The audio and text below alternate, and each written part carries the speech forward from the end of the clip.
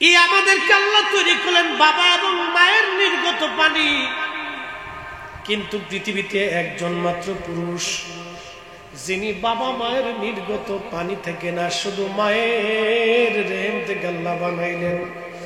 সরাসরি আমার আল্লাহ তার রূহ দিয়ে বানাইছিলেন। তার নাম ঈসা রূহুল্লাহ। একবার জোরে বলা যাবে কি মারহাবা? ঈসা রূহুল্লাহ। হযরত ঈসা আলাইহিস সালামের বাবা নাই, শুধু মা আছেন।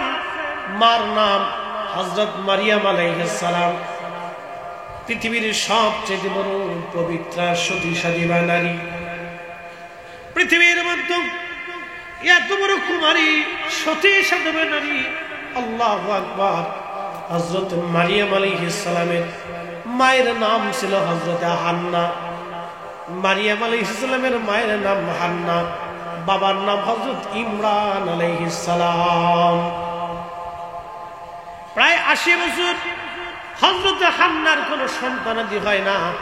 একদিন তিনি আল্লাহর দরবারে মানত করলেন। মানত, আমাদের দেশে অনেকে মানত করে কিনা? অনেক মেয়েরা মানত করে, মায়েরা মানত করে, আল্লাহ যদি একটা সন্তান দিত, এই সন্তানটাকে আলেম বানাইতাম। কি কথা বলেন না? অনেক মায়ের সন্তানাদি হয় না, মায়েরা মানত করে, রাব একটা যদি ছেলে দিতা, ছেলেটারে আলেম বানাইতাম, কোরআনের হাফেজ বানাইতাম। আল্লাহ একটা সন্তান তার মানত কবুল করে নেয়। অনেকে মানত করে, রব্বুল আলামিন একটা সন্তান যদি দিতা, তাহলে আমি একটা গরু আল্লাহর রাস্তায় বিলি করে দিতাম, একটা জান সদকা আল্লাহর রাস্তায় বিলি করে দিতাম। এইভাবে অনেকে মানত করে। ওই জমানাতেও মানত ছিল।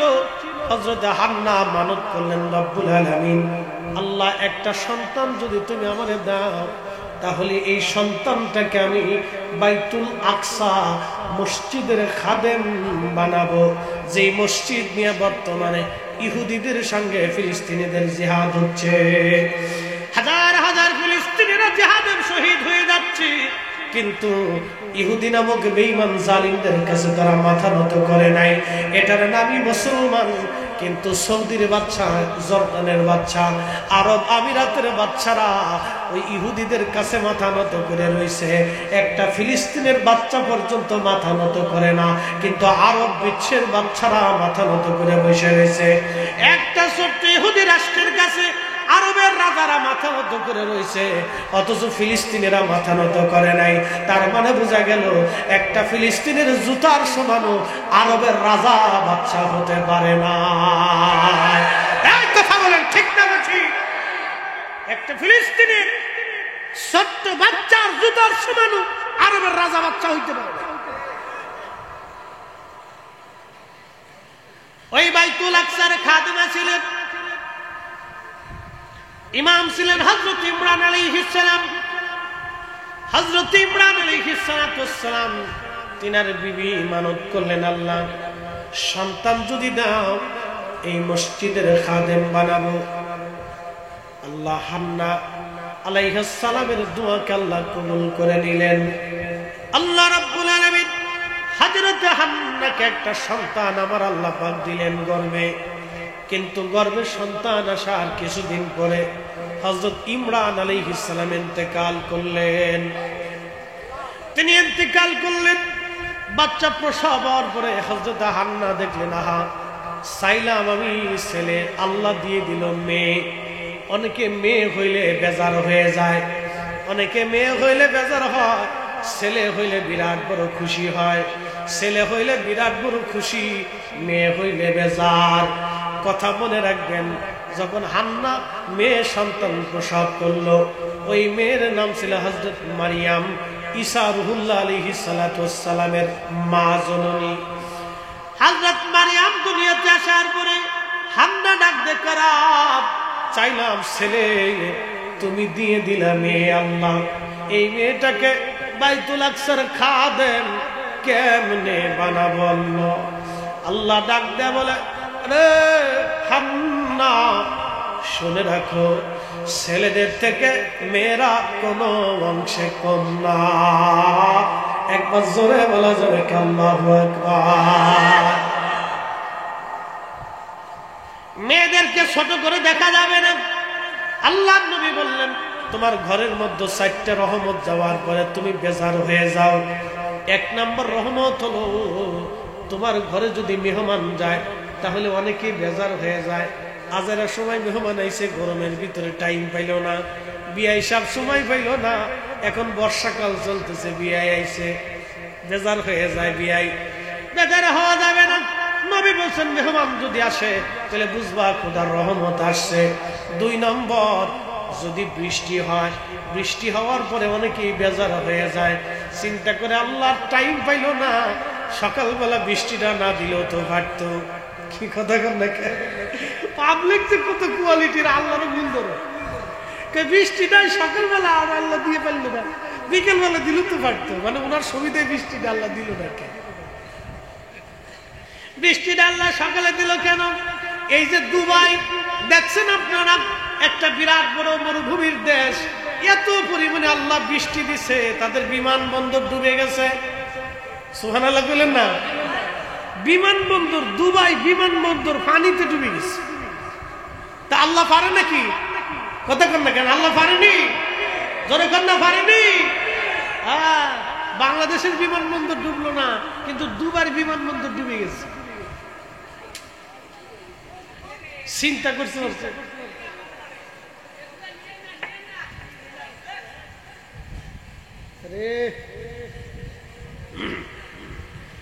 দুবাইয়ের বিমানবন্দর আল্লাহ পানি দিয়ে ডুবাই দিলেন। পানি আর পানি, চারপাশে শুধু পানি আর পানি। দুবাই শহর পানিতে ডুবে গেল, পানি আর পানি। চিন্তা করেন তো আল্লাহ কত বড় কর্তৃত্বশীল। হযরতে রাসূল করিম বলতেছেন, বৃষ্টি যদি হয় তাহলে বুঝবা আল্লাহ তোমার জন্য রহমত পাঠাইছে। কিন্তু অনেক মানুষ বৃষ্টির কারণেও বেজার হয়ে যায়। 3 নাম্বার, কারো শরীরে যদি রোগ আসে, রোগের কারণে অনেকে বেজার হয়ে যায়, কিন্তু রোগের কারণে বেজার হওয়া যাবে না। আল্লাহ রাসূল বললেন, বান্দারা যখন আল্লাহ রোগ দেয় তখন আমার আল্লাহ রোগের কারণে তার সগীরা গুনাহগুলি আল্লাহ মাফ করে দেয়। আরেকটু জোরে। তাহলে রোগ আসলে বেজার হওয়া যাবে না। মেয়ে সন্তান আসলে বেজার হওয়া, মেহমান আসলে বেজার হওয়া, বৃষ্টি আসলে বেজার হওয়া, রোগ আসলে বেজার হওয়া, এই 4টে কারণে আল্লাহ রহমত পাঠায়। 4টে কারণে মানুষ বেজার হয়। হযরতে হান্না বলেন, রাত চাইলাম মেয়ে ছেলে, তুমি দিলামি। মহিলারা কথাগুলি শুনে যান আপনারা, মা বোনরা কথাগুলি শুনেন। মা বোনরা যদি মা বোনদের মতো হয় তাহলে জাতি পরিবর্তন হয়ে যাবে। আমার দেশের অবস্থা ভিন্ন। মেয়েও টিকটক, পোলাপানও টিকটক, মেয়েও দুষ্ট, বাচ্চা কাচ্চাও দুষ্ট। এখনকার যে মা জন্ম হচ্ছে, এই মায়েদের কথা বলে লাভ নাই। আগের যুগের মা এখনকার দিনের মা একরকম না। ফিলিস্তিনের মায়েদের দিকে তাকায় দেখেন, ছেলে শহীদ হয়ে গেল, মেয়ে শহীদ হয়ে যায়, স্বামী শহীদ হয়ে যায়, ভাই শহীদ হয়ে যায়, বোনেরা শহীদ হয়, শাশুড়ি শহীদ হয়, শ্বশুর শহীদ হয়, পরিবারের লোকজন শহীদ হয়, তারপরও মেয়েরা বোরকা ছাড়ে না। কি কথা কর না কেন? এরপরও তারা হেজাব ছাড়ে না। মুজাদ্দিদিয়া দরবার শরীফের আশিকিন মুহিব্বিন, ভালো করে শুনে যাবেন আপনারা। আল্লাহ হযরত হান্না বললেন, রব্বুল আলামিন মেয়ে দিলা। আল্লাহ বলেন, হান্না রে, এই মেয়েটাকে আমি আল্লাহ কবুল করে নিলাম, তুমি তারে বাইতুল আকসারে খাদেমা বানায় দাও। আমি আল্লাহ তারে মঞ্জুর করলাম, আমি আল্লাহ তারে কবুল করে নিলাম। হযরত হান্না ছোট্ট সন্তান হযরত মারিয়াম আলাইহিস সালামকে কোলে করে বাইতুল আকসার সামনে যায়, বলেন, হে বাইতুল আকসার ইমামরা। তখন হযরত বাইতুল আকসার ইমাম যারা ছিলেন, তেনারা এবং খাদেম যারা ছিলেন, তাদের সামনে নিয়ে গেলেন। আল্লাহ হযরত হান্না আলাইহিস সালাম বললেন, হে বাইতুল আকসার ইমাম খাদেমরা শুনেন, আমি চাইছিলাম আল্লাহর কাছে একটা ছেলে, আল্লাহ আমাকে দিয়েছেন একটা মেয়ে। আমি মানত করেছিলাম আমার একটা কন্যা সন্তান হওয়ার পরে এই সন্তানটাকে আমি বাইতুল আকসার খাদেম বানাই দিব। কিন্তু আল্লাহ আমার একটা মেয়ে সন্তান দিয়েছেন, আল্লাহর পক্ষ থেকে আল্লাহ আমাকে জানাইছেন তিনি এই মেয়ে সন্তানটাকে কবুল করে নিয়েছেন। আপনারা দয়া করে আমার এই সন্তানটাকে বাইতুল আকসার খাদেম বানায় নেন। মেয়ে মানুষ। এখন সবাই ইমাম যারা ছিলেন তারা বলতেছে, দেখেন ইমরান আমাদের বন্ধু ছিল, মানে মারিয়াম আলাইহিস সালামের বাবা আমাদের বন্ধু, তো আমাদের কাছে দিয়ে দেন, আমাদের হক বেশি, আমাদের কাছে দিয়ে দেন, আমাদের হক বেশি। হযরত জাকারিয়া ছিলেন মারিয়াম আলাইহিস সালামের আপন খালু। জাকারিয়া বললেন, আমাকে দিয়ে দেন, কারণ আমি তার আপন খালু, আমার হক বেশি। আমাকে বাচ্চা দিয়ে দেন, আমি লালন পালন করব, মসজিদের খাদেমাও আমি ওরে বানাবো। সবাই কয় না, আমারে দিয়ে দেন। বাক বিতণ্ডা লেগে গেল, সবাই বাক বিতণ্ডায় তৈরি হয়ে গেল। দেখেন আমাদের দেশে বাচ্চা কাচ্চা আমরা লালন পালন করতে চাই না, অন্যের বাচ্চা দেখলে আমরা নাক শিক্ষাই। কিন্তু দেখেন তো সেই জমানায় একটা বাচ্চা নেওয়ার জন্য তারা কিভাবে পারাপারি করতো। কেন আমারে দিয়ে দেন, ও কয় না আমারে দেন, ও কয় আমারে দেন। হযরত জাকারিয়া আলাইহিস সালাম বলেন, আমারে দিয়ে দেন। সবাই বলে আমারে দেন, সবাই বলে আমারে দেন। হযরত জাকারিয়াকে আল্লাহ ওহী করলেন, জাকারিয়া বাক বিতণ্ডা করে কোনো লাভ নাই, তোমরা এক কাজ করো, তোমরা যে কলম দিয়ে তাওরাত কিতাব লেখো, কলম যে কলম দিয়ে তোমরা কিতাব লেখো, এই কলমটা ছিল লোহা দিয়ে বানানো। কষ্ট হইতেছে আপনাদের? বুঝতে কি অসুবিধা হয়? একসাথে জোরে বলি তো, আল্লাহু আকবার। লোহা কলম কি দিয়ে বানাইছিল? লোহা দিয়ে কলম। আচ্ছা বলেন, এই লোহার কলম পানিতে ছাড়লে এটা ভাসে না ডুবে? ডুবে যায়। তো আল্লাহ বলেন, জাকারিয়া কাজ করো, তোমরা যে কলম দিয়ে তাওরাত লেখো, কিতাব লেখো, এই কলমগুলি তোমরা নদীর মধ্যে ছেড়ে দাও। যার কলম ভাসতে ভাসতে উজানের দিকে আসবে, আমার মরিয়মের দায়িত্ব আমি আল্লাহ তার কাছে দিয়ে দেব। কুদরতের খেলা কার? তুমি রহমান, তুমি মেহেরবান, তুমি রহমান, তুমি মেহেরবান। হযরত জাকারিয়া সহ বাইতুল আকসার খাদিম ইমাম যারা ছিলেন সবাই সেই দিন তাদের নিজস্ব কলমগুলি নিয়ে পাশে নদীর মধ্যে যে কলমগুলি তারা নিক্ষেপ করে দিলেন। আল্লাহ সবার কলমগুলি ডুবে গেল, কিন্তু হযরতে জাকারিয়া আলাইহিস সালামের কলম ভাসতে ভাসতে ভাসতে ভাসতে উজানের দিকে কলম রওনা হয়ে গেল। চিৎকার মেরে জোরে বলেন আল্লাহু আকবার। ও পাক সুবহান, কে পারে জিতে তোমার শান। ও পাক সুবহান, কে পারে জিতে তোমার শান।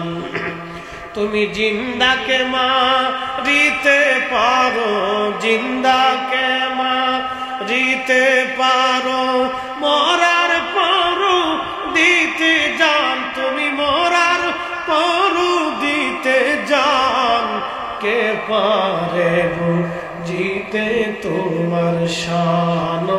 পাক সুবহান, কে পারে জিতে তোমার শান। তোমার দোস্ত হাবিবুল্লাহ আগে তারে বানাইয়া নূরের রূপে তৈয়ার করে রাখছো তারে লুকাইয়া। কথা কন দেখেন ঠিক কিনা? তোমার দোস্ত হাবিবুল্লাহ আগে তারে বানাইয়া নূরের রূপে তৈয়ার করে রাখছো তারে লুকাইয়া।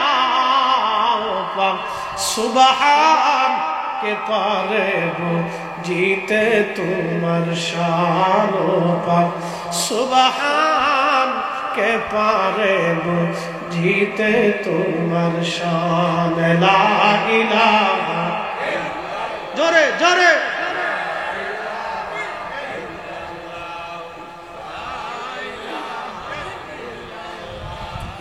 লা ইলাহা লা ইলাহা লা ইলাহা হাসবি রব্বি জাল্লাল্লাহ মা ফি কলবি। আহা নূর মুহাম্মদ, জোরে নূর মুহাম্মদ, ওরি লা ইলাহা ইল্লাল্লাহ, লা ইলাহা লা ইলাহা ইল্লাল্লাহ মুহাম্মাদুর রাসূলুল্লাহ সাল্লাল্লাহু আলাইহি ওয়াসাল্লাম। হযরত জাকারিয়ার কাছে মারিয়ামের দায়িত্ব চলে গেল।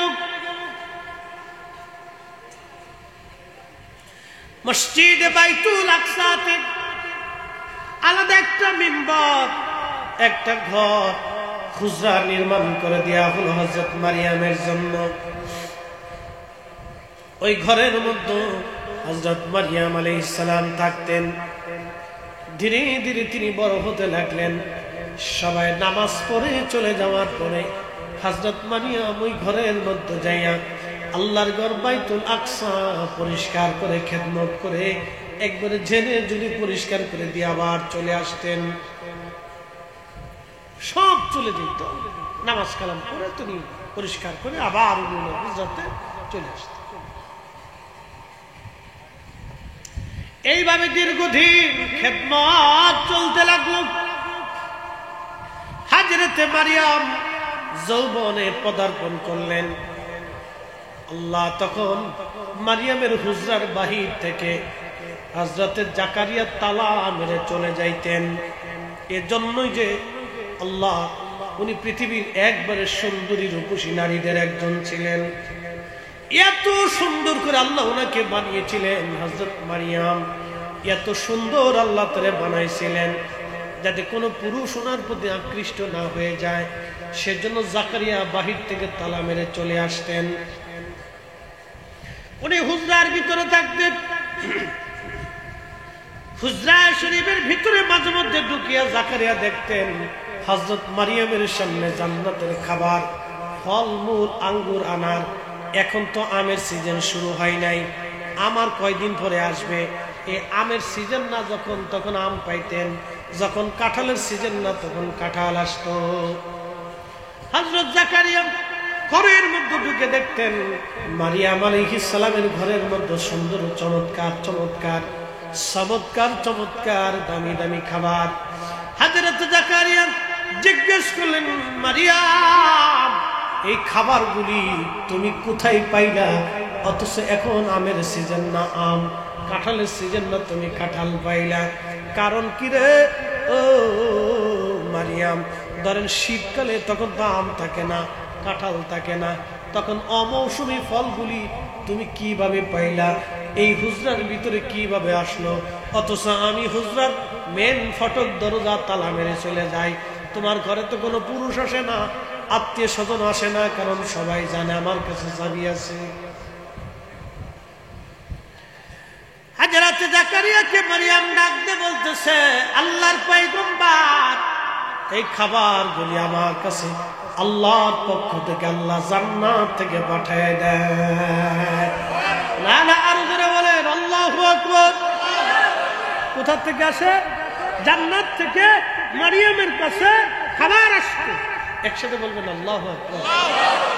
ওলিরা, আল্লাহর ওলিরা আল্লাহর ওলিরা আগের যুগে ওলিরা 40 দিন 50 দিন না খেয়ে থাকতেন। কোথা থেকে খাবার আসতো? আল্লাহর পক্ষ থেকে গায়েবী ভাবে তাদের কাছে খাবার আসতো। একসাথে বলবেন না আল্লাহু আকবার। প্রিয় উপস্থিতি, খুব মনোযোগ দিয়ে শুনে রাখবেন, আল্লাহর নবী রাসূল করিম একাধারে রোজা রাখতেন, সেহরি করতেন না, ইফতার করতেন না, কিন্তু রোজা রাখতেন, পানিও পান করতেন না, সেহরিও নাই ইফতারও নাই, শুধু রোজা রোজা রোজা। এইভাবে 3 দিন পর্যন্ত একাধারে সবে বেসাল বলা হয়। এই রোজা নবী রাখতেন। এক সাহাবী চিন্তা করলেন, নবী রোজা রাখে এইভাবে, তাহলে আমিও এইভাবে রোজা রাখবো। সাহাবী রোজা রাখা শুরু করলেন। তিনি ইফতার করেন না, সেহরি করেন না, কিন্তু রোজা রাখতেছেন। রোজা রাখতে রাখতে একদিন ইফতার হলো না, পরের দিন সেহরি হলো না, তারপরের দিন প্রচন্ড গরম। আজকে যেমন গরম পড়ছে, এরকম গরম পড়ার সঙ্গে সঙ্গে ওই লোকটা অসুস্থ হইয়া অজ্ঞান হইয়া জমিনের মধ্যে পড়ে গেছে। সাহাবীরা তার হুঁশ বেরোনোর জন্য চেষ্টা করে, নবীজি রাস্তা দিয়ে যায়। জিজ্ঞেস করলেন সাহাবীরা কি হয়েছে? বলি, ইয়া রাসূলুল্লাহ, আপনি সময় বেসাল করেন, একাধারে রোজা রাখেন, সেহরিও করেন না, ইফতারও করেন না, আপনি রোজা রাখেন। আপনার অনুসরণে এই সাহাবী ওইভাবে রোজা রাখতে যাইয়া প্রচন্ড গরমে অস্থির হইয়া সেও অজ্ঞান হয়ে পড়ে গেছে। ক্ষুধার কারণে সহ্য করতে না পেরে সে পড়ে গেছে। আমার নবীজি ডাক দিয়ে বললেন, আইতুকুম মিসলি, আমি কি তোমাদের মতো? একসাথে বলবেন আল্লাহু আকবার। নবী আমাদের মতো, জোরে বলেন আমাদের মতো। আমরা নবীর মতো। যারা রাসূলকে আমাদের মতো মনে করে, ওরা হলো দুনিয়ার সবচেয়ে বড় গাধা। কথা বলেন না, ঠিক কিনা? সবচেয়ে বড় গাধা। এক লোকে শ্বশুর বাড়ি বেড়াইতে কষ্ট হইতেছে, ঘুমাইছে আপনার কেবল 12:30, 3টে না বাজলি কি রাইত হয়নি, কেবল রাত কেবল শুরু হয়েছে। ধরে তরিকত পন্থীদের কাছে কোনো রাত নেই। কি কথা বল নাকি? আশিকদের কাছে কোনো রাত সময় চলতে থাক। জীবনের সময় তো অল্প। তো ওই শ্বশুর বাড়ি গেছে বেড়াতে, তো ছোট ভাই আর বড় ভাই চিন্তা করলো শ্বশুর বাড়ি যাবো, ছোটটার লইছে। তো 2 ভাই একসাথে গেছে। শাশুড়ি মাই যিনি, তিনি চিন্তা করলেন জামাইরা আদর করি আর না করি, পুত্রারে যদি না খাওয়াই এ তো দুর্নাম করবো। তো চাঁদপুরের ইলিশ, এই মেঘনা নদীর বাসা বাসা মাছ ভালো ভালো করে বাসাই কুচাই করে পুত্রারে খাওয়ায়। খাওয়া দাওয়া শেষ, বিদায় দিয়ে বলতেছে, বাবারে এই তোমার ওই সব বিদেশ থাকতো, কিছু আনতে টানতে পারেনি, আমরা গরিব মানুষ, বাবা এই 1 শিশি আতর দিলেন, তুমি তোমার শরীর নিয়ে যাও, এটা ব্যবহার করি।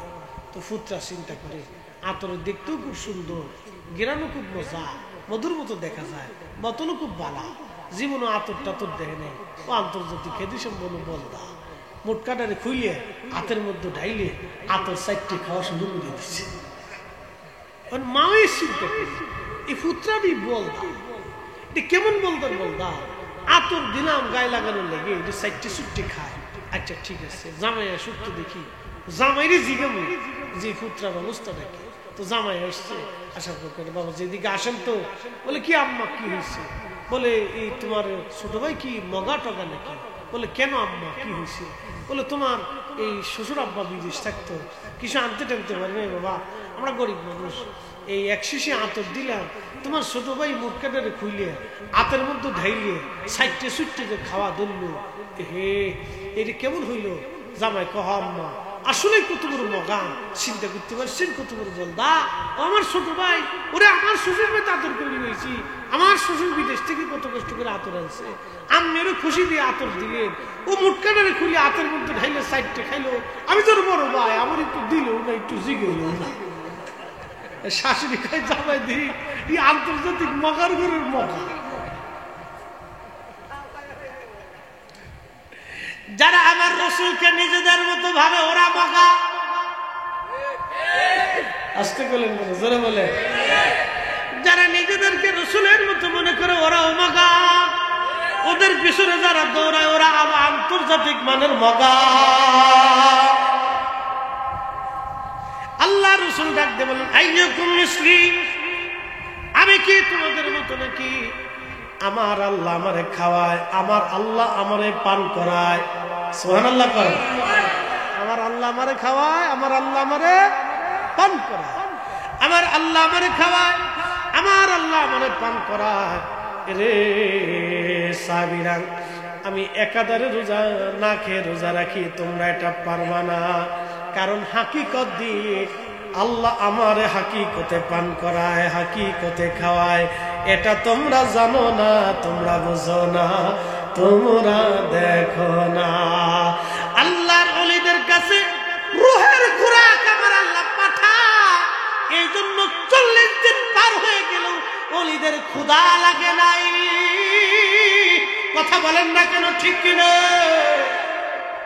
ওলিদের ক্ষুধা লাগে নাই।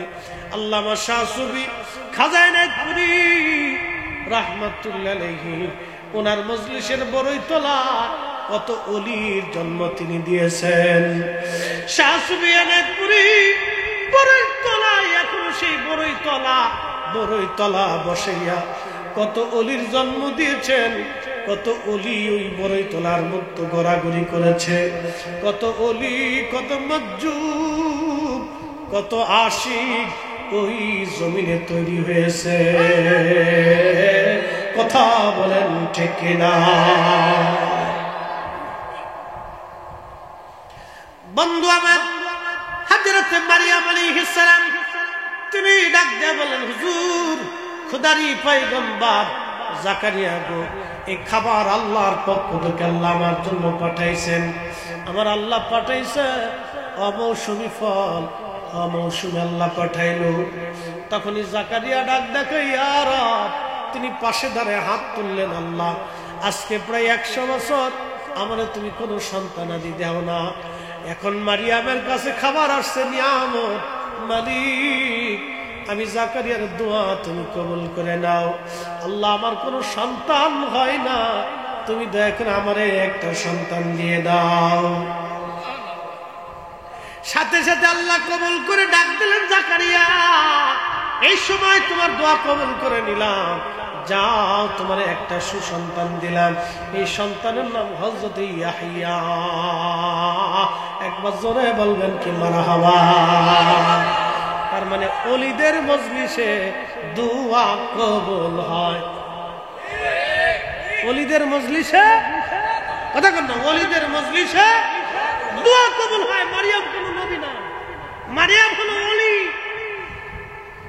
কোন নারী নবী হতে পারে না। মারিয়াম ছিলেন ওলি, আল্লাহর বন্ধু। ওই সময় আল্লাহর পক্ষ থেকে তার উপরে খাবার আসছে। তখনই জাকারিয়া কে, ইয়া রব, এই সময় আপনি আমার দোয়াকে কবুল করে নেন আল্লাহ। জাকারিয়া বুঝে ফেলেছে এই মুহূর্তটা খুব গুরুত্বপূর্ণ। আল্লাহ, দোয়া কবুল করেন, আমার তো ছেলেপেলা দেন না, বাচ্চা কাচ্চা দেন না, আল্লাহ আমার একটা সন্তান আপনি দিয়ে দেন। তখনই আল্লাহ ডাক দিলেন, জাকারিয়া, তোমার দোয়াকে আজ মঞ্জুর করলাম। 100 বছর পরে তোমার দোয়াকে আজ আল্লাহ মঞ্জুর করলাম। যাও, একটা সন্তান তোমার দিলাম, সন্তানের নাম ইয়াহইয়া। সে, তাকেও আমি আল্লাহ নবী হিসেবে কবুল করে নিলাম। ইয়াহইয়া। বন্ধু আমার, খুব মনোযোগ দিয়ে, এই জন্য ওলিদের মজলিসে দোয়া কবুল হয়। ওলিদের মজলিসে দোয়া কবুল হয়। ওলিদের মজলিসে দোয়া কবুল হয়। আমরা যারা ওলি আল্লাহর পাগল, আমাদের বুলন্দ নসিব, ঠিক কিনা? আল্লাহ আল্লাহ কবুল করুক, জোরে বলেন আমিন। হযরত জাকারিয়া আলাইহিস সালাম দোয়া করলেন, তিনি দোয়া কবুল হয়ে গেল। আল্লাহ কিছুদিন পরে মারিয়াম আলাইহিস সালাম অন্তঃসত্ত্বা হলেন। কেমনে হলেন তার ঘটনার ভিতরে আসছে। হযরত মারিয়াম আলাইহিস সালাম নিজের হুজরার মধ্যে ছিলেন। একদিন আমার আল্লাহ জিবরাইলকে পাঠাইলেন। জিবরাইল নূরের তৈরি ফেরেশতাকে যুবকের আকৃতি দিয়া, সুন্দর চেহারা দিয়া মারিয়াম আলাইহিস সালামের ঘরের মধ্যে পাঠাইলেন। ওনার ঘরের মধ্যে তো বাহির থেকে কোনো পুরুষ মানুষ যাইতেন না, কারণ ওনার হুজরার মেইন দরজাটা হযরত জাকারিয়া তালা মেরে রাখতেন, যাতে কেউ না কেউ উত্তক্ত করতে না পারে। কারণ জাকারিয়া তো সব সময় হুজরায় থাকতেন না, তাহলে ওনার নিরাপত্তা কে দিবে? এই জন্য উনি তালা মেরে রেখে চলে যাইতেন। হযরত মারিয়াম গোসলখানা থেকে তিনি বের হয়ে আসলেন, হঠাৎ করে দেখতেছেন মেন দরজার সামনে একজন সুদর্শন যুবক দাঁড়ায় রয়েছে। যুবক দাঁড়িয়ে হযরত মারিয়াম আলাইহিস সালাম জিজ্ঞেস করলেন, এ যুবক তুমি কে? সাবধান, তুমি আমার কাছে আসবে না, কারণ আল্লাহ আমারে পবিত্র রেখেছেন। দুনিয়ার কোনো পুরুষ আমার শরীর স্পর্শ করে নাই, দুনিয়ার কোনো বেগানা পুরুষ আমাকে দেখে নাই। আল্লাহু আকবার।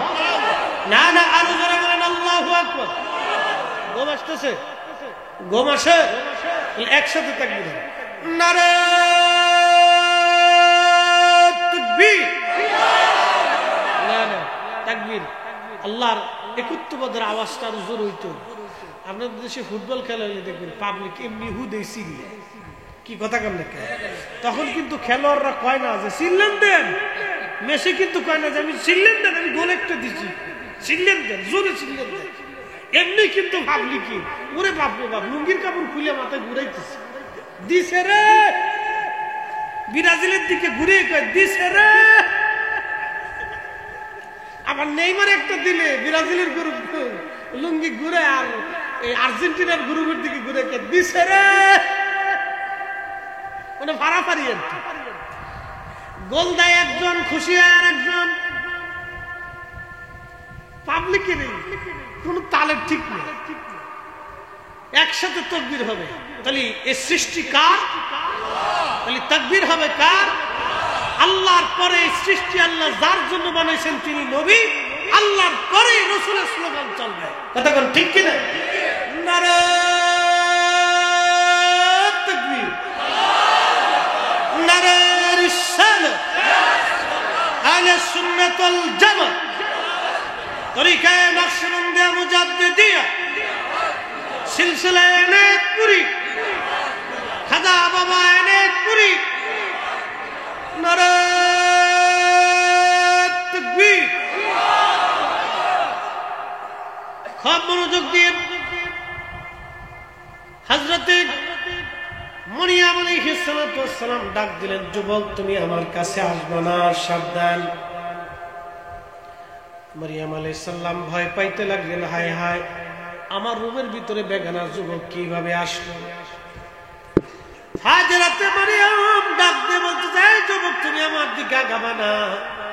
তখন জিবরাইল ডাক দিয়ে বললেন, মারিয়াম ভয় পাবেন না, আমি কোনো মানুষ না, আমি খোদার ফেরেশতা জিবরাইল। আমিন। বলে আপনি জিবরাইল কি জন্য আসছেন? বলে আল্লাহর পক্ষ থেকে একটা পবিত্র সন্তান দেওয়ার জন্য আসছি। কি সন্তান? আল্লাহর পক্ষ থেকে পবিত্র সন্তান দেওয়ার জন্য আসছে। হযরত মারিয়াম বলতেছে, জিবরাইল রে, সন্তান যে আপনি আমারে দিবেন, আমার তো বিয়ে শাদী হয় নাই, কোন পুরুষ তো আমার কোনো স্বামী না, আমার কোন পুরুষ আমাকে স্পর্শ করে নাই, আমার কি করে সন্তান আসবে? জিবরাইল ডাক দিয়ে বলেন, মারিয়াম আল্লাহর হুকুম যেইভাবে সেইভাবে হবে। কোরআন আল্লাহ বলেন, ইন্নামা ইযা আরাদা শাইআন আইয়াকুলা লাহু কুন ফায়াকুন।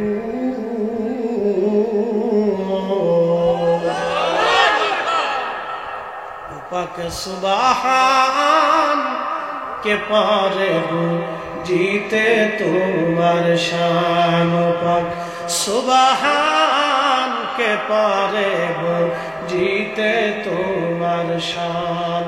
जिंदा के मारीते पारो, जिंदा के मारीते पारो, मोहरार पारो दीते जान, तुम्हें मोहरार पारो दीते जान के पारे वो जीते तुम्हार शान। पाक सुबहान के पारे वो जीते तुम्हार शान। 1,24,000 পয়গম্বর বানাইয়া তোমার দোস্ত হাবিবুল্লাহ রাখছো তারে লুকাইয়া, ঠিক না? 1,24,000 পয়গম্বর বানাইয়া তোমার দোস্ত হাবিবুল্লাহ রাখছো তারে লুকাইয়া। পাক সুবহান কে পারে গো জিতে তোমার শান, জিন্দা কে মারিতে পারো, জিন্দা কে মারিতে পারো, মরার পারো দিতে জান তুমি, মহারার দিতে জান কে পারে গো জিতে তোমার শান। পাক সুবহান কে পারে গো জিতে তোমার শান। হযরত মারিয়ামকে জিবরাইল ডাক দিয়ে বলেন, মারিয়াম আপনি হা করেন। কোন কোন বর্ণনা আসছে আপনি হা করেন। মারিয়াম আলাইহিস সালাম হা করলেন। দূর থেকে দাঁড়াইয়া জিবরাইল আলাইহিস সালাম ফু মারলেন। ওই ফুয়ের মাধ্যমে রূহুল্লাহ ঈসা আলাইহিস সালাম মায়ের রহমে আল্লাহর পক্ষ থেকে চলে গেলেন। একবার জোরে বলা যাবে আল্লাহু আকবার। কুদরত কার? অথচ আল্লাহর কোরআন বলল ওয়া খালাকনাকুম মিন যাকারিন ওয়া উনসা।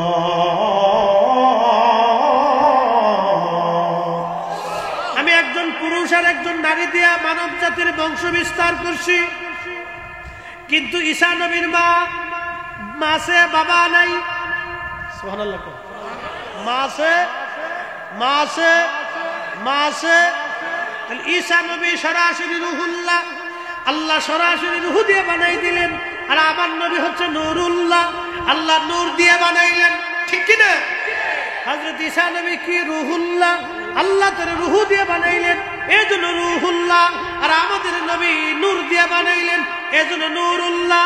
আমাদের নবী নূরুল্লাহ, আল্লাহর নূর। ঈসা নবী রূহুল্লাহ, আল্লাহর তৈরি রূহ। একসাথে যারা বলবেন কি ইয়া রাসূলুল্লাহ। আল্লাহ আল্লাহ আল্লাহ বুঝে যাবেন আজকে হাকিকত। ওয়াজ যদি না মনোযোগ দিয়ে না শুনেন ওয়াজ বোঝা যাবে না। বাড়ি পর্যন্ত যাবেন, ওয়াজ নিয়ে যাওয়া লাগবে, এগুলি শুনে যাওয়া দরকার। আল্লাহর কুদরতের অপরিসীম খেলা। হাজরাতে ঈসা রূহুল্লাহ মায়ের গর্ভে চলে আসলেন। বাবা সরাসরি রূহ দিয়ে আল্লাহ বানাই দিলেন। যে আল্লাহ সরাসরি রূহ দিয়ে বানাইতে পারেন, এই জন্য আল্লাহর কোরআন বলল ইন্নামা ইযা আরাদা শাইআন আইয়াকুলা লাহু কুন ফায়াকুন।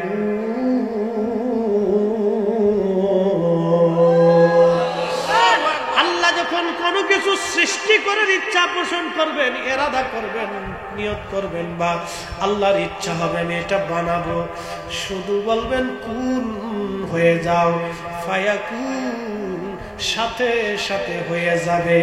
1 সেকেন্ড দেরি হবে না। এই কুদরতের মালিককে।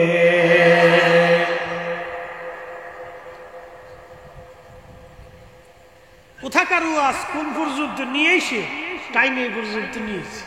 মারিয়াম আলাইহিস সালামের গর্ভে ঈসা রূহুল্লাহ আলাইহিস সালাম বাবা সারা। কিন্তু আল্লাহ আমাদেরকে বানাইছেন কি দিয়া? জাআলা নাসলাহু মিন সুলালাতিন মিন মাইন মাহিন। বাবা এবং মায়ের নির্গত শরীর থেকে নির্যাস পানি দিয়ে 40 দিন পানিটাকে রেহেমের ভিতরে রিফাইন করলেন। এরপরে 40 দিন পরে রক্ত হলো। রক্তপিণ্ডটাকে 40 দিন রেহেমের ভিতরে রিফাইন করলেন। এরপরে গোশত হলো। গোশতটাকে 40 দিন মায়ের রেহেমের ভিতরে আল্লাহ রিফাইন করতে লাগলেন।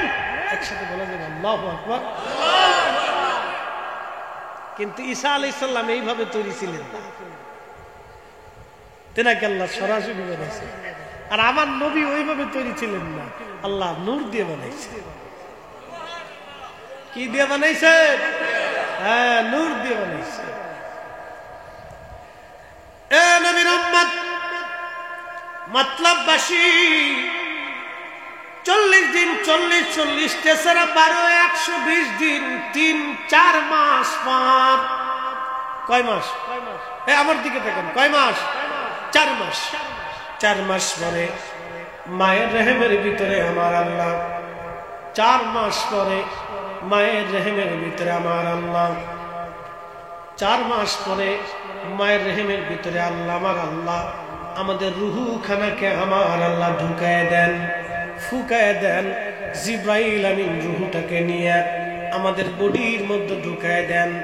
এ আমার দিকে তাকান, আব্দুল করিম, আব্দুর রহিম আর আব্দুল জব্বার, এই আমাকে দিকে দেখেন। ফরিদি সাহেব আপনাদের সামনে ওয়াজ করে, কিন্তু অরিজিনাল ফরিদি যখন চলে যাবে তখন আর আপনার সামনে কেউ ওয়াজ করবে না, তখন শুধু বডিটা পড়ে থাকবে। আল্লাহ ওই পদু বডি বানাইলেন, কিন্তু ইঞ্জিনটা রুহের জগৎ থেকে জিব্রাইলে দিয়া 4 মাস পরে মায়ের দেহের ভিতরে আমার আল্লাহ এই রুহু নামক ইঞ্জিনটা ঢুকাই দিলেন। কিন্তু আজও পর্যন্ত আমরা এই ইঞ্জিন দেখতে পারলাম না, এই ইঞ্জিন আজও পর্যন্ত দেখতে পারলাম না। এই জন্য কবি লেখছেন, খাসা ভিতর চিন পাখি কেমনে আসে যায়, ঠিক কিনা? এই যে আসিন পাখি আসলো গেল, কিন্তু আজ পর্যন্ত দেখা দিল না, ধরা দিল না। বাবাও দেখলো না, মাও দেখলো না, চাচা দেখলো না, প্রতিবেশী দেখলো না। পৃথিবীতে কোটি কোটি মানুষ আসলো, কোটি কোটি মানুষ আল্লাহর কাছে চলে গেল। যিনি নিলেন আজরাইল তারও দেখা গেল না, যাকে নেওয়া হলো তাকেও দেখা গেল না, যার কাছে নিল তারও দেখা গেল না, যেই জগতে নিল সেই জগতও দেখা গেল না। কিন্তু আসলো সত্য, থাকলো সত্য, চলে গেলেও সত্য। কথা কন না কেন, ঠিক কিনা? আসছে সত্য, চলে গেলেও সত্য, নিয়ে গেলেও সত্য, যে জগতে গেল সেই জগতও সত্য, যিনি নিলেন তিনিও সত্য, যার দরবারে নিলেন সেই মালিকও সত্য, আমরাও সত্য। কিন্তু আমরা আসল সত্যটা বুঝতে পারলাম না। এই আসল সত্য বুঝতে হলে আল্লাহর ওলির কদম ছাড়া আর কোনো রাস্তা নাই। কথা বল না, ঠিক কিনা? ভেদ মানে ভাব বুঝতে হলে ওলিদের সোহবতে মেহনত করতে। ওরে আল্লাহ নবীর গভীর তত্ত্ব, ওরে আল্লাহ নবীর গভীর তত্ত্ব, কামেলের কাছে মুর্শিদের চরণ বিহনে এ জীবন মিশে বাইরে, মুর্শিদের চরণ বিহনে এ জীবন মিশে। শাহ সুফি খাজা বাবা এনায়েতপুরীর দরবারে বলবো এটা বলিয়ে তারপর দুয়ার দিকে চলে যেতে, কারণ তরিকতের মজলিস একটু না বললে মজা লাগবে না, অন্তরের একটা শান্তির দরকার আছে, ঠিক কিনা? একসাথে জোরে বলেন তো আল্লাহু আকবার। তৎকালীন জমানায় ব্রিটিশ আমলে এক ভদ্রলোক, মনোযোগ দিয়ে, ব্রিটিশ আমলে এক ভদ্রলোক কামিল পাস করিয়েছে, কামিল পাস করিয়েছে। তো চিন্তা করতেছে, কামিল পাস করে আসছে, তো ভণ্ড পীরের দরবার দেখে আসে। তো কিছু লোকের, আমাদের দেশে তো কিছু এলেম টেলেম কালাম হইলে একবার মনে করে বিরাট কিছু হয়ে গেছে, কথা ঠিক কিনা? ফিরলি যারা আছে তাকে আবার কিছু মানতে টানতে চায় না, এইগুলি সব ভণ্ড ছিল। তার কাছে এগুলি কিছু মনে হয় না, একটু এলেম কালাম বেশি হইলে মনে করছে বিরাট কিছু হয়ে গেছে, বুঝতে পারছে? বিরাট কিছু হয়ে গেছে। তো উনি এরকম এনায়েতপুর দরবার শরীফ দেখতে আসছে, তখন ব্রিটিশ খাজা বাবা এনায়েতপুরের দরবারে আসছে। ওই আলেম লোকটা আসার পরে তিনি দরবার ঘুরে ঘুরে দেখতেছেন, জোহরের নামাজের আজান পড়ল, ঘুরে ঘুরে দেখে দরবারে কিছু পাগল আছে। আপনারা জানেন খাজা বাবা এনায়েতপুরী কিছু পাগল তিনি পালতেন, মজ্জুব মজ্জুব মজ্জুব, কথা কান না কেন? কিছু মজ্জুব ছিল, মজ্জুব এটা আলাদা জগৎ। ওই বড়ই তলায় কিছু মজ্জুব থাকতো, তারা শুধু মজ্জুব না, তারা দুনিয়া বিরাগী মজ্জুব ছিল। আমরা সবাই দুনিয়ার পাগল, আর এরা ছিল আল্লাহর পাগল। কি কথা বল না কে? আমরা সবাই আজকে দুনিয়ার পাগল। ফরিদি সাহেব দুনিয়ার পাগল। কি কথা খারাপ করতেছি আমি? আমার কথা বাদ দিলাম আছে। আমি ফরিদি সাহেব দুনিয়ার পাগল, ও আপনারও দুনিয়ার পাগল। কেউ বউয়ের পাগল, কেউ টাকার পাগল, কেউ জমির পাগল, কেউ খাওয়ানোর পাগল। তার ভালো মন্দ খাওয়ান দিলে খুশি, কারো টাকা দিলে খুশি। কেউ আমার বউয়ের পাগল, বউ যা করলে তাই শুনবে, বউ যা বইতে গেলে বইতে থাকবে, হুইতে গেলে হুইয়া থাকবে। আর বউয়ের পাগল, বউয়ের পাগল এটা কিন্তু খারাপ না।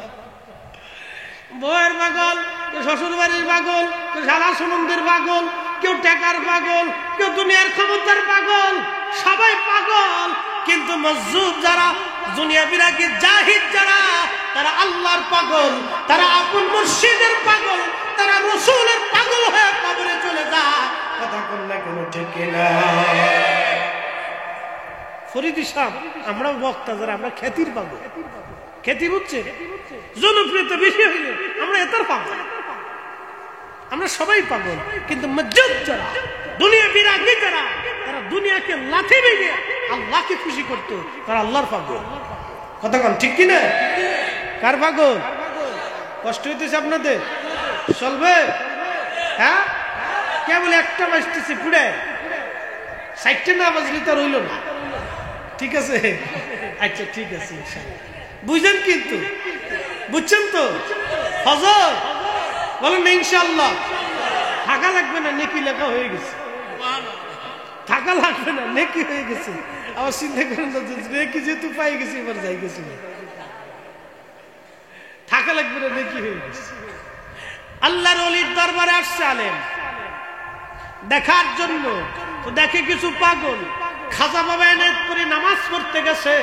পাগল তো পাগল, পাগলের তো কোনো শরীয়ত নাই। খাজা বাবা নামাজ পড়তে গেলেন, খাজা এনায়েতপুরি, খাজা বাবা এনায়েতপুরি নামাজ পড়তে গেলেন। জোহরের আজান পড়ে গেছে।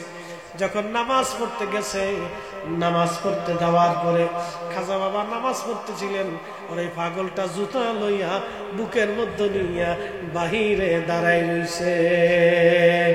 মাওলানা সারা দরবার ঘুরে ঘুরে দেখে কোথাও কোনো বেদাত শিরিক নাই, কিন্তু আইসা দেখে পাগল জুতা নিয়ে দাঁড়াই রইছে। ডাক দেখাই, পাগল জুতা নিয়ে খালি রইছে, বেটা শিরিক করতেছিস, জুতার মধ্যে ভাইছিস তুই। পাগলে যখন মাওলানা ধমক দেয়, তখন পাগল আর সহ্য করতে পারে নাই, ডাক দেখায়, এই বদনাসর মাওলানা। একসাথে আল্লাহু আকবার। কি সূরা? হ্যাঁ, আমার ঘুমাইছে না আপনাদের? কারণ ঘুম আসলে ধাক্কা দেয়, এখন ঘুমান যাবে না। দারুণ কথা শুনতেছে। কি সূরা? মুর্শিদের চরণ বিহনে এ জীবন মিশে। ওরে আল্লাহ নবীর গভীর তত্ত্ব, ওরে আল্লাহ নবীর প্রেমের তত্ত্ব কামেলের কাছে। মুর্শিদের চরণ বিহনে এ জীবন মিশে। মুর্শিদ যারে দয়া করি আউলিয়া বানাইতে পারে, ঠিক কিনা? কামিল যারে দয়া করি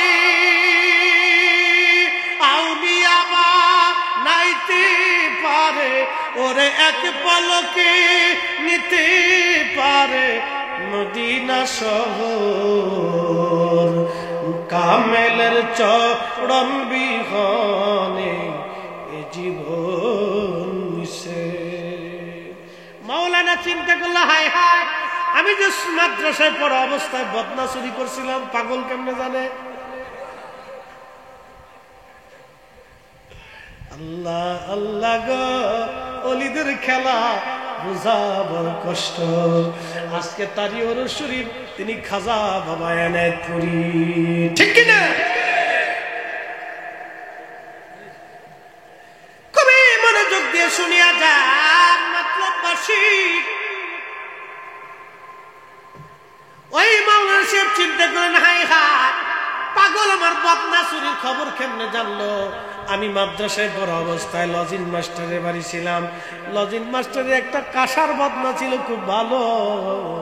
আমার মাদ্রাসার টাকা পয়সা ছিল না, আমি কাঁসার বদনা চুরি কইরা মাদ্রাসার বিল দিছিলাম। কথা বুঝেন নাই? কাঁসার বদনা চুরি করে বেচিয়ে তারপর মাদ্রাসার বিল দিছিলাম। এই পাগল কেমনে জানে? ডাক দেখে, পাগলা রে, আমার বদনা চুরির ঘটনা তুমি কেমনে জানা? বেটা, যার জুতা আমার বুকের মধ্যে দেখতেছ, আল্লাহ এই খাতির আমার কাশ্মীর দরজা খুলে দিছে, তোর বদনা চুরির ঘটনা আমি জানি। একসাথে বললেন আল্লাহু আকবার। আধ্যাত্মিক একটা জমি, এটা বুঝাইতে পারতেন। এই নিয়ামত হাসিল করতে হলে কতজনে 40 বছর পার হয়েছে, হ্যাঁ জীবন পার হয়ে গেছে। মাস্টার সাহেব সারা জীবন খেদমত গুজার করছে, দিল উজাড় করে দিয়েছে। বন্ধু আমার, খুব মনোযোগ দিয়ে এই জন্য আপনাদেরকে বুঝতে হবে, আমরা এত বড় দরজার ওলি আল্লাহর মুহিব্বিন হতে পারছি, এটা আমাদের জন্য বুলন্দ নসিব। কথা বল ঠিক কিনা? এত বড় ওলির দরজায় যাইতে পারছি, এটা আমাদের জন্য বিরাট বড় বুলন্দ নসিব। এই জন্য হাকিকতের বিদ্যা বুঝতে হলে আপনাকে অবশ্যই আল্লাহ ওলির দরজায় যাওয়া লাগবে।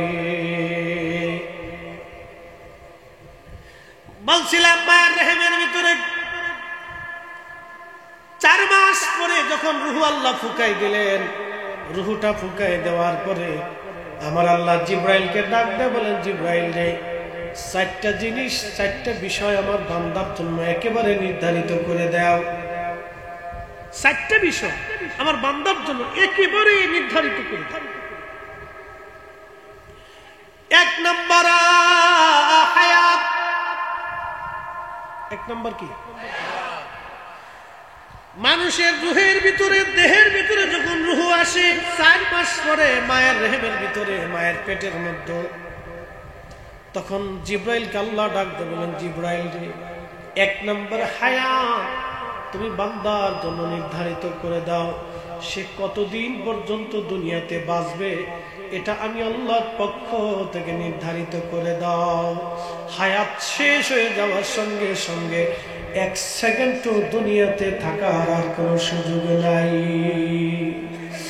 একদিন মাটির ভিতরে হবে ঘরে, মন আমার কেন বন্ধ দালান ঘর, মন আমার কেন বন্ধ দালান ঘর। হায়াতের গন্ডি শেষ হয়ে যাওয়ার সঙ্গে সঙ্গে 1 সেকেন্ড দুনিয়াতে থাকার আর কোনো সুযোগ নাই। আল্লাহর কোরআন বলল, ওয়ালা ইউখিরুল্লাহু নাফসান ইযা জাআ আজালুহা। বান্দারে, তোমার সময় যখন শেষ হয়ে যাবে 1 সেকেন্ড আগেও হবে না, 1 সেকেন্ড পরেও হবে না, তোমাকে অবশ্যই আল্লাহর দরজায় ফিরে আসতে হবে। 1 সেকেন্ড